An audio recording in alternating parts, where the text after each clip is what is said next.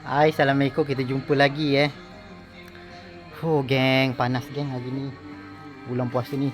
Nampaknya hari ni ada aktiviti, geng. Memasang langsir, geng. Masih rasa rumah dekat nak raya dah, geng. Lagi 2 hari, geng. Okay. Kita nak custom langsir, geng.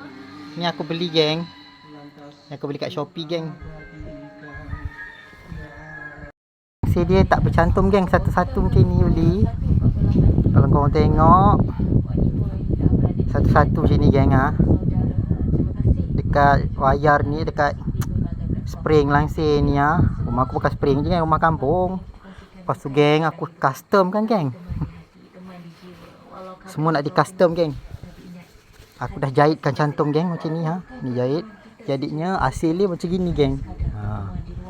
Cantik. Jadinya dia tak nampak berpisah-pisah, geng. Macam ni lah.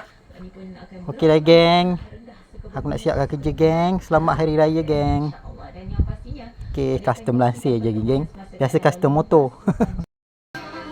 Macam gini hasil, geng. Kan dah cantik tu, geng. Itulah hasilnya.